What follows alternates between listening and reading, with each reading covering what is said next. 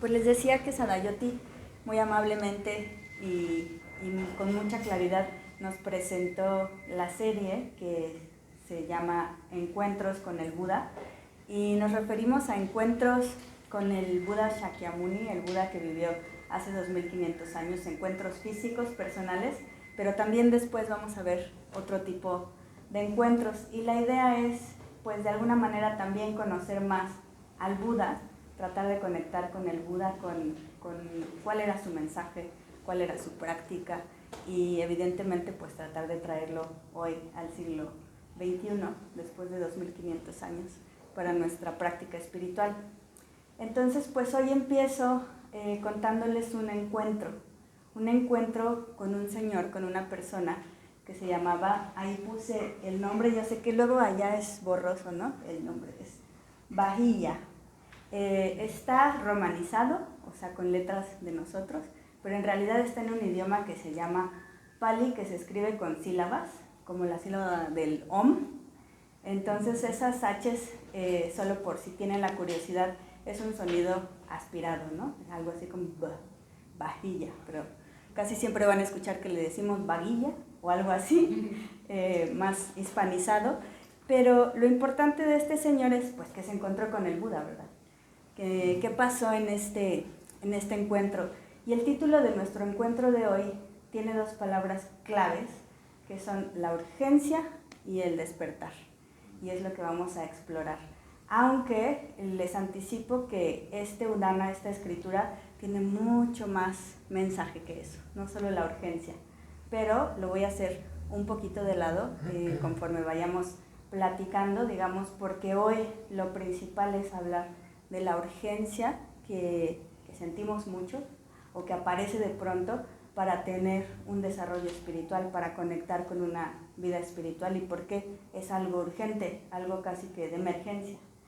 Entonces, bueno, este fue un encuentro con una asceta, es decir, un señor que practicaba en ese tiempo, imagínense la India, mucho más rural que hoy, evidentemente, con caminos de tierra, con carrozas, y en ese tiempo mucha gente, sobre todo los hombres, acostumbraban a salir de la vida del hogar en un periodo o para siempre y dedicarse a la vida espiritual. Era una costumbre, buscar un maestro. Y entonces Bahía había hecho esto y había decidido irse a una cueva a meditar, porque él quería pues despertar. En ese momento habían muchas palabras distintas, pero él quería alcanzar algo. Él quería ser un arahant. Él quería ser alguien que ve la realidad, una realidad trascendental. O sea, alcanzar la meta máxima de la vida espiritual. Él quería eso. Y entonces él pensaba, yo me lo imagino en una cueva, él pensaba que meditando con mucha determinación, mucho tiempo, varios años y dedicándose a eso, él iba a alcanzar la meta espiritual más alta. Y por aquí les puse otras palabritas porque esta historia la van a encontrar en un texto que además las traducciones del Pali al español directas son bien raras, por eso les traje el libro, porque me gusta mucho que existan algunas. Esta es de la traductora Carmen Dragonetti y también Fernando Tola, es directo del Pali al español, un texto muy muy trabajado. Y bueno, está escrito en Pali y se llama el Udana. Udana, una traducción que encontré, hay varias, hay muchas, así pasa con las palabras en Pali, pero una que encontré es exclamación inspirada. Y es una exclamación o de pronto una exhortación que hacía el Buda, muchas veces después de estos encuentros que tenía con personas, de una enseñanza que daba a partir de estos encuentros que tenía.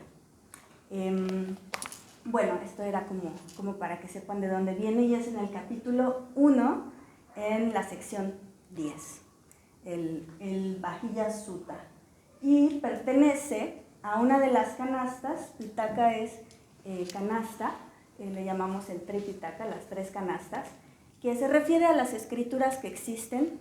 Muchos nos preguntan, ¿hay una Biblia budista? Y entonces les decimos, no, hay un canon Pali, hay escrituras que se dividen en tres canastas. Pues esta es la canasta del Sutta Pitaka, y Sutta quiere decir, una traducción literal es hilo, ¿no? Hilo, y también se traduce como discurso. entonces pertenece a este montón de discursos, digamos, del Buda, ¿de acuerdo? Que se llama el Udana. Y entonces, ahora sí, ¿qué pasó con Vajilla? Pues les digo que yo me lo imagino ahí en la cueva con mucha fe, queriendo alcanzar esta meta más alta de la que todos hablaban ahí en la India y quizá en las zonas aledañas, en este contexto en donde se buscaba pues una vida espiritual.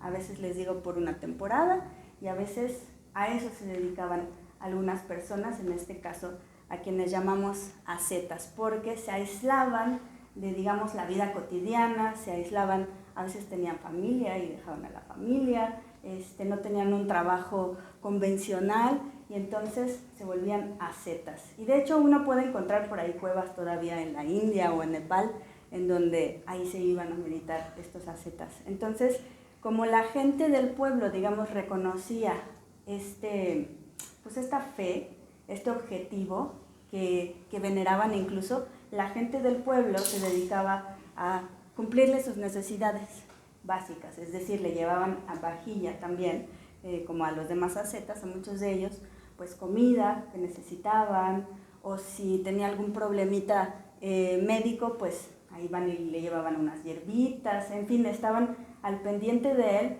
porque pues iba a decir estaba, pero está la creencia de que si alguien se ilumina, va a beneficiar a todas las demás personas que están alrededor. Entonces, culturalmente, pues también es algo importante y pues les digo, más en ese tiempo, ¿no?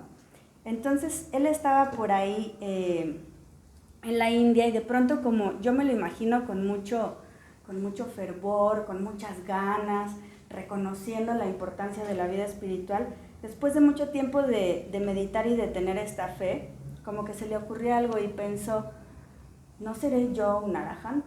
Es decir, ¿no habré alcanzado ya pues la meta máxima o quizá algún pasito que casi está en la meta final? Porque yo me lo imagino preguntándose, pues he puesto toda esta energía, he puesto toda esta fe, estoy dedicando mi vida a esto, ¿no será que ya ando por ahí? Y entonces de pronto el Udana dice que se le apareció una deidad, una especie, está la palabra Devadatta, pero digamos como algo así como un espíritu, lo que conocemos como espíritu, o una deidad bondadosa que cuenta la leyenda que había sido una pariente suya. Y entonces que dijo, no, este cuate está muy mal, ya está pensando cosas que no son, y entonces tuvo mucha compasión y le dijo, no, para nada, no estás haciendo lo que tienes que hacer para llegar al estado de Arahant.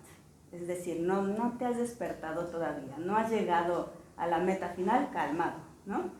Y entonces él dijo, bueno, entonces le pregunta, entonces, ¿quién ha llegado a esta meta final? Dime, pues quiero saber, quiero comprender, quiero conocer. Mucho de esto yo lo estoy agregando de mi imaginación, de cómo me imagino la escena, ¿verdad?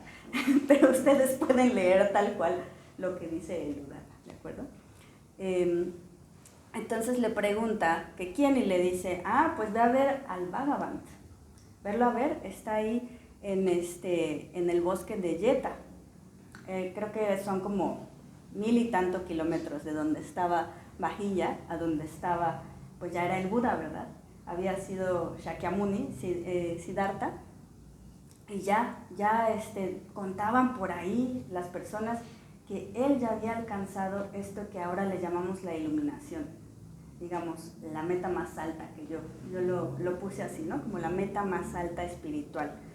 Y entonces era como algo que se escuchaba por todos lados, que ahí estaba el que había alcanzado esa meta. Entonces la deidad se lo dice a Vajilla, él dice, pues yo quiero ir a verlo, yo quiero que me diga cómo hacerle. Si después de todo esto que he hecho no he alcanzado pues esta meta que yo quiero alcanzar, que para eso estoy dedicando mi vida, pues a lo mejor Bhagavant me puede decir cómo.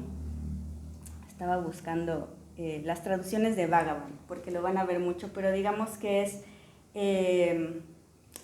pues hay muchas, aquí ya la perdí, pero yo lo conozco como el despierto, por ejemplo, es una, ¿no? ¿Alguien conoce alguna más? A veces lo traducen como el bienaventurado. El bienaventurado, yo lo he visto como hasta the Lord, ¿no? El Señor, el bendito, bueno, ese era el Bhagavan, ¿no? El que despertó. Entonces, pues, llega con él, y curioso porque encontré como varias maneras de contarlo, y algunas de estas maneras de contarlo, digamos, traducciones dicen que llega Vajilla y que están como muy ocupados los monjes, porque pues el Buda tenía un séquito de monjes, de discípulos que estaban ahí trabajando, que estaban meditando, que estaban estudiando con él, escuchando su palabra, sus sermones.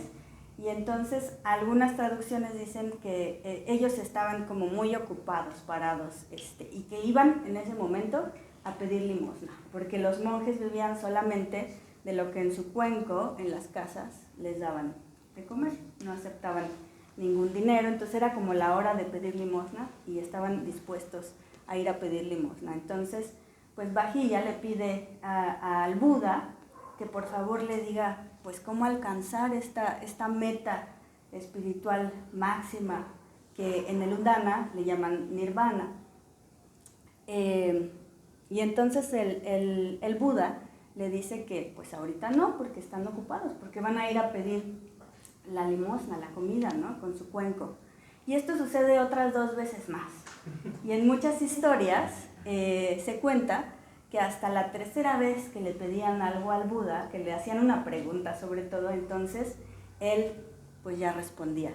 Yo muchas veces me he imaginado que es como que él estuviera pensando o probando a ver si de verdad tienen la curiosidad, si de verdad tienen las ganas de saber, o como evaluando de alguna manera si valía la pena, así me lo imagino yo. Y a la 3ª vez, entonces, le da una enseñanza, le dice una enseñanza, que se las voy a leer. Aunque esta es la enseñanza en la que les digo que no vamos a ahondar muchísimo, pero sí se las quiero leer. Les puedo sugerir que cierren sus ojos.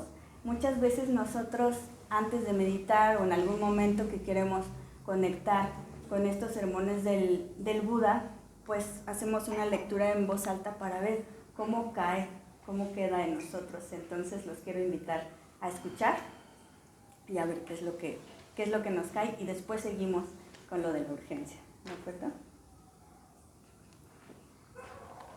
Bueno, en esta petición, cuando ya la 3ª vez, que es de la misma manera que le pide al Buda, le dice Vajilla, le dice por 3ª vez: Señor, difícil es saber qué peligros acechan la vida del Bhagavan, qué peligros acechan mi vida, que el Bhagavan me enseñe la doctrina, que el bien encaminado me enseñe la doctrina que ha de ser para mi bien y para mi felicidad, para mi bien y para mi felicidad por largo tiempo.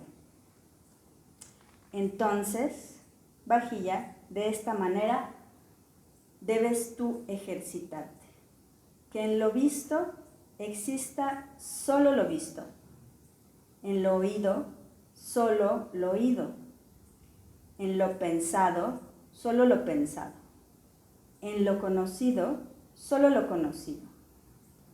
De esta manera debes tú ejercitarte, oh Vajilla, cuando para ti, Vajilla, en lo visto exista solo lo visto, en lo oído solo lo oído, en lo pensado solo lo pensado, en lo conocido solo lo conocido. Entonces tú, Vajilla, ya no estarás con esas cosas.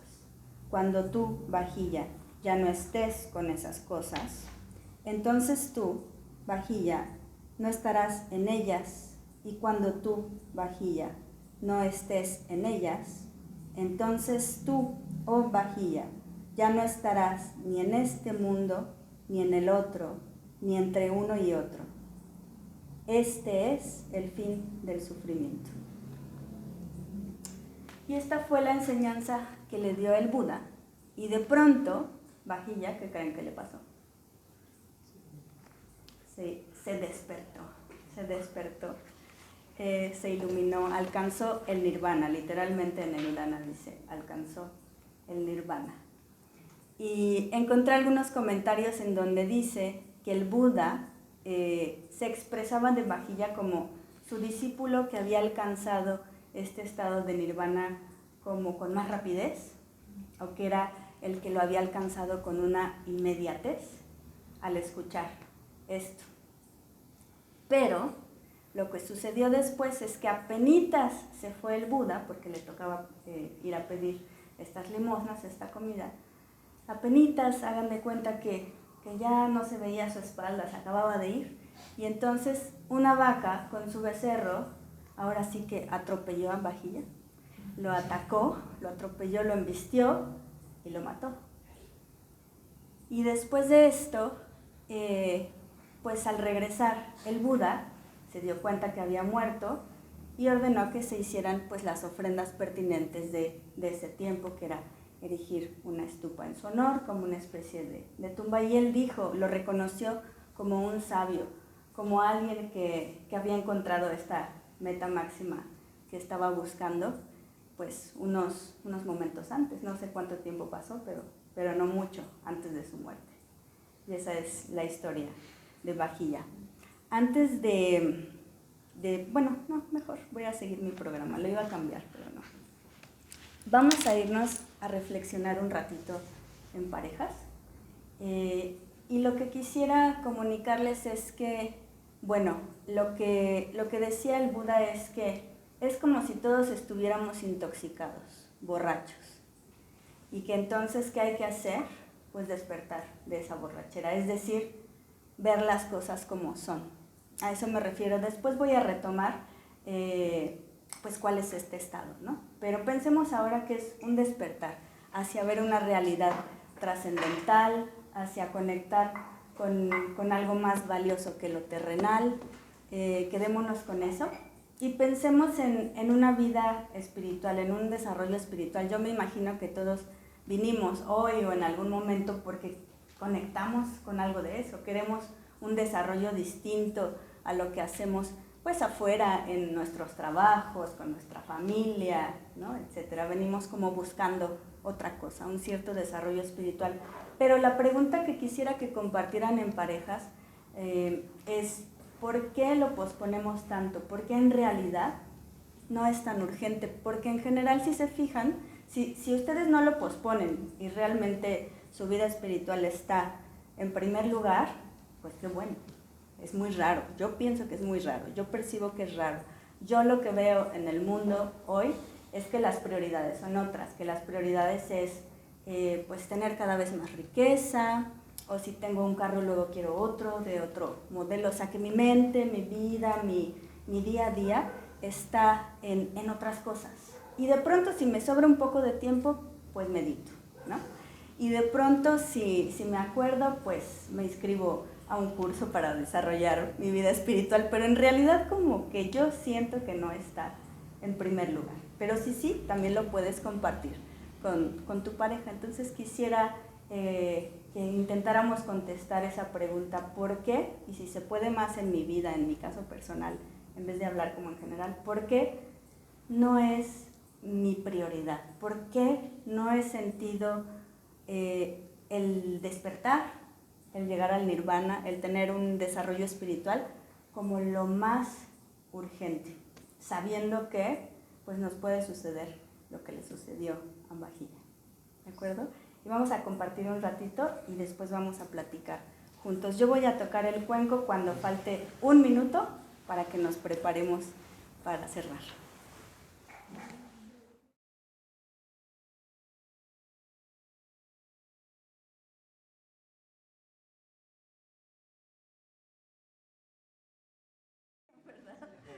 Pero espero que de aquí surjan muchas conversaciones más, muchos cafecitos. Pero ¿a quién le gustaría compartir? Una o dos personas que puedan compartir lo que conversaron o alguna idea importante. ¿Nos recuerdas tu nombre, por favor? Mauricio. Mau. Bueno, de hecho lo que andábamos diciendo también en parte en esta sociedad pues es ya no damos, esta sociedad pues, materialista, o sea, piensa que lo único que existe es lo que vemos y que cuando mueres no hay nada, o sea, ya no le damos valor a nada espiritual. Y justamente, o sea, justamente por pensar de que cuando mueres desaparece todo, tengo la visión materialista de que solo importa lo sensorial, solo hemos de buscar placeres, o puedes sacar, comprar, tener cosas materiales, y ya no buscamos beneficio material a todo. No es como justamente lo que decimos cultura, ya no tengo la cultura como por ejemplo decías en India, que justamente le daban de comer a los sabios o a gente religiosa justamente para que si llegaban a tener una iluminación, pues, aportaba a los demás. De aquí ya no vemos eso, o sea, realmente ya que no hay una cultura que te guíe o que diga, ay, una persona iluminada trae valor a la sociedad. O sea, todo lo contrario, o sea, dicen, no, pues tienes que ser abogado, tienes que hacer estas cosas. O sea, pudieron reconocer digamos, esta ola que nos lleva pues sí, de materialismo. Ajá. Y yo pensaba el otro día también, como ustedes, pero no solo en la sociedad de aquí, yo pensaba que en Oriente también ahora es lo que se ve, ¿no? Como mucho valor hacia las cosas materiales, hacia la riqueza o la tecnología. Asia, más de que pronto. nada. Siento que hace como que se hizo materialista más pronto, creo que los 50 ahí están más locos que acá en consumismo. Si tuvieran oportunidad de conversar sobre, en lo personal, en su vida, ¿por qué hacen a un ladito pues el desarrollo espiritual, si es que sucede así? ¿O tuvieran alguna...?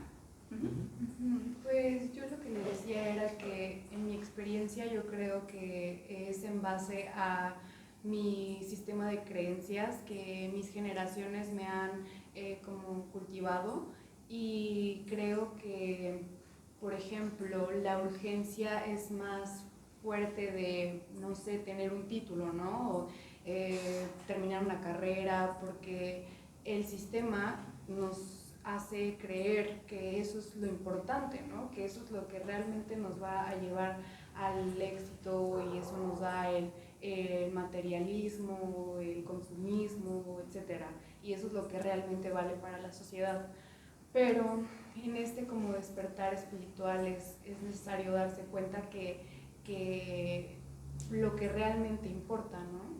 Y como que ese camino es como hacia donde deberíamos de ver el ideal, pero pues a veces estas construcciones sociales y las personas, nuestra sociedad nos hace ver como otra cosa, ¿no?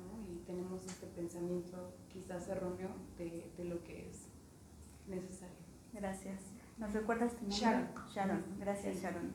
Pues recapitulando, creo que podemos ver los condicionamientos que tenemos, condicionamientos sociales, culturales, familiares, y que a veces, les decía, se siente como una ola que te lleva, pero lo bonito que escucho también es que pudieron ver la importancia del desarrollo espiritual. Muchas gracias. Brandon, ¿querías decir algo? Sí, algo breve. ¿Cómo te llamas? Mauricio. Mauricio. Quería comentar que a veces veo eso del motivo del materialismo, como dice Mauricio, pero también de otra forma veo que los más remunerados a veces son los que se han domado a sí mismos. Que los más remunerados son ellos que se han domado Es a sí decir, mismos. O sea, los más remunerados, ¿puedes elaborar un poquito más? ¿Qué es más remunerado? Los más remunerados, los más ricos. que reciben más responsabilidad y después más como recompensa por su esfuerzo. Y luego tienen tiempo a veces para dirigir a ciertas cosas por periodos. O sea, son muy organizados a veces. Y por esa como tranquilidad que llevan a todas las situaciones, luego la gente confía y eso genera más visión, más propósito. Ahorita me recordaste el libro de Padre Rico, Padre Pobre. Sí. Pero eso Pero- es a veces un poco hiperactivo, ¿no? Ese libro. Sí, pero pensaba más bien como en los valores. Por acá escuchaba mucho la palabra de los valores y regresando como a los condicionamientos, ¿no? Este tipo de libros que son de autoayuda o de como Ese libro coaching, me da ¿no? ansiedad. Pues te motivan para decirte que puedes lograr más riqueza, pero muchas veces no te motivan para decirte que puedes lograr el nirvana, ¿no? Sí hay también de esos libros, pero pensaba como en regresar a lo cultural, pero quería preguntarte si pudieron conversar como en Mi punto no iba por su... ahí. Ok, ¿puedes explicar un poquito más? Solo que no es de autoayuda. Si te ayudas a ti mismo, luego tienes más para dar. Y luego, pues, aportas algo que no sea tan... que no es normal ver en los demás. Que luego la gente busca en ella, pero no sabe qué es. O sea, por eso es importante iluminarte. Para poder llegar a una junta con tu jefe que está súper alterado y tranquilizar la situación por Bueno, en el budismo la propuesta del nirvana no tiene que ver con llegar con el jefe, sino con que la iluminación es algo más Pero colectivo. yo llego al tráfico, Ujú. yo llego a cualquier situación de mi vida, solo es una situación muy común. Sí, lo que iba a decir es que ahorita en unos minutos voy a leer lo que es el nirvana, según el Udana, para ver con qué nos conecta, pero yo quería más bien preguntarles si habían tenido oportunidad de ver en su vida, en su propia vida, si pueden ver, pues como sucedió acá, esta importancia o esta urgencia o esta emergencia de ponerle atención a la vida espiritual. Y ahorita Brendan me recordaba pues dos ideales que tenemos en esta tradición, en el budismo, pero en esta tradición, digamos, los vemos como con una metodología que es el ideal del Arahant, que es un camino, digamos, como más individual, muy entre comillas, pero como yo entiendo, pues este camino del budismo también tiene otro ideal que se llama el ideal del bodhisattva, que tiene que ver con algo más colectivo y con trabajar por el beneficio de todos. Y lo que comentábamos, por ejemplo, el lunes, en otro contexto, en un curso,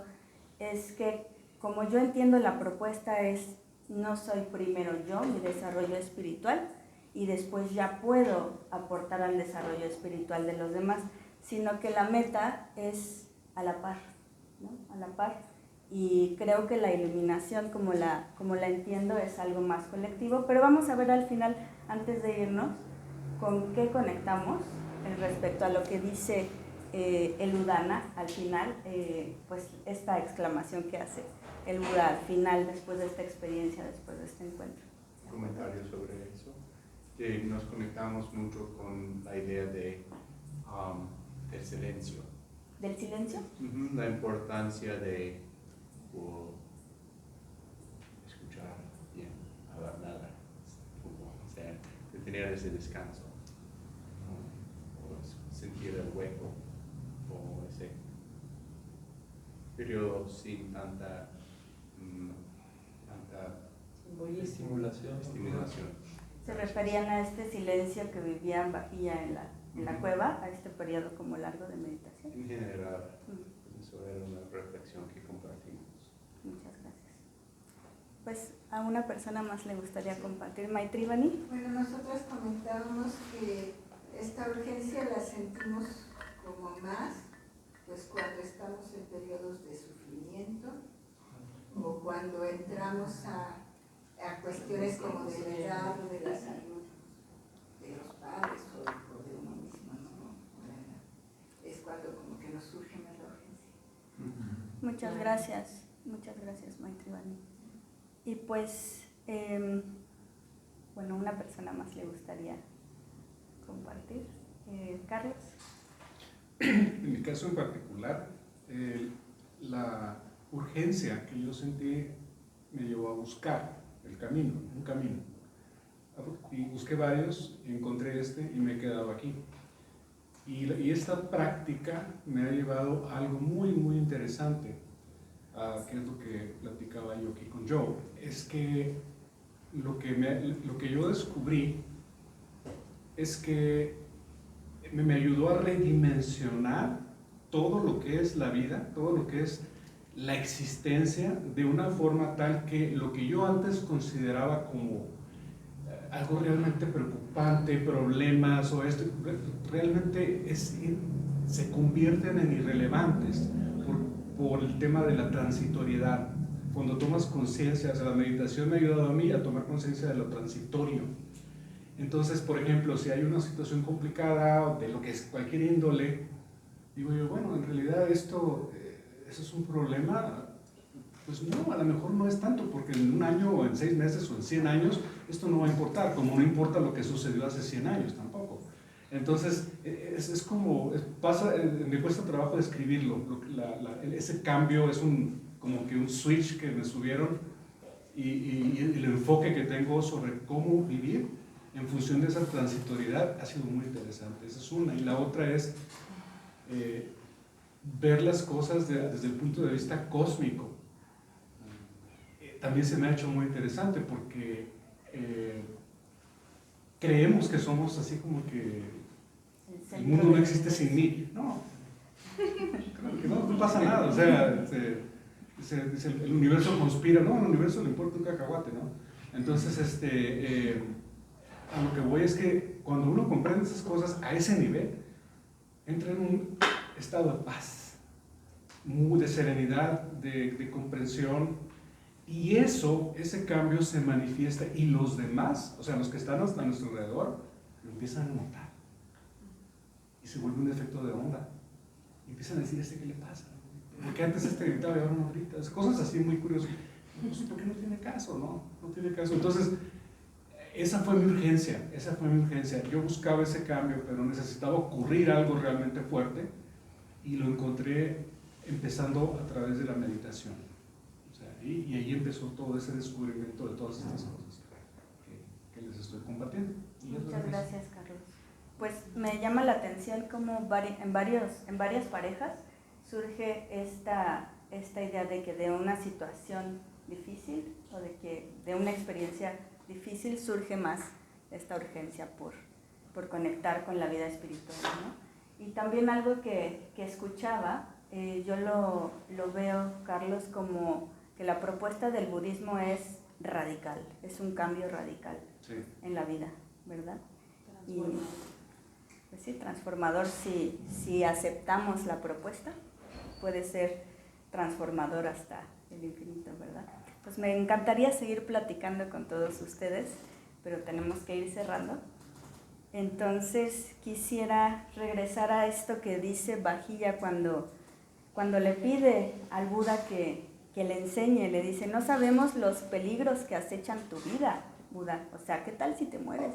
¿Qué tal si te enfermas? Enséñame ahorita, rápido, ¿no?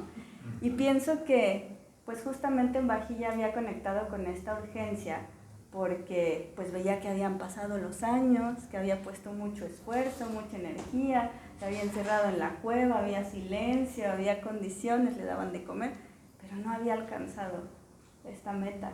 Entonces dijo, ya se me está acabando el tiempo, dime rápido, ¿no? Y entonces le dice, no sabemos los peligros que acechan tu vida, pero tampoco sabemos los peligros que acechan la mía. Entonces creo que conectó con algo que podemos ver, pero luego lo vemos así con el rabito del ojo, que hay muchos peligros en la vida, que podemos enfermar, que pueden haber accidentes, que puede caer un asteroide, no sé, muchos peligros, ¿no? Y creo que si conectamos con estos peligros de una manera no llenándonos de miedo, sino con esta urgencia, podríamos cada vez dar un pasito como más gradual hacia acercarnos a una vida más espiritual, una vida más conectada con algo más trascendental que no es solamente esta cultura materialista que nos informan por todos lados, todos los medios y de pronto también la familia, la escuela, ¿no? La sociedad. Entonces también creo que podríamos conectar con la idea de qué es lo que nos está ofreciendo el budismo, cuál es la promesa. Es decir, ya casi les voy a leer lo que es el nirvana, pero nos ofrece que nos liberemos del sufrimiento. ¿Y quién de aquí no quiere liberarse del sufrimiento? ¿Quién de aquí no quiere sentir más calma? Espero que todos querramos eso. Entonces vamos a cerrar con el Udana, finalmente, con la exclamación que hace el Buda, explicando lo que es el nirvana, pero antes les voy a dar la definición de este libro de lo que es el nirvana dentro de la traducción, y después ya lo leo. Dice: el nirvana es un estado trascendente, completamente al margen y diferente de esta realidad. Ingresar en él significa poner fin a las reencarnaciones y al sufrimiento. También se da el nombre de nirvana en este mundo, aquí y ahora, luego se dice, al estado de calma y serenidad que puede alcanzarse también en la vida siguiendo la disciplina budista. Entonces, dijo el Buda, el Bhagavan, comprendiendo el sentido, dijo en aquella ocasión este Udana: ahí el agua, la tierra, el fuego y el aire no pueden establecerse. Ahí no brillan las estrellas ni resplandece el sol. Ahí no se ilumina la luna ni existen las tinieblas. Cuando el sabio Brahman, por su sabiduría, ha llegado por sí mismo al conocimiento, entonces se libera de la forma y de la no forma, de la felicidad y del sufrimiento. Y esto es todo. Gracias por su presencia.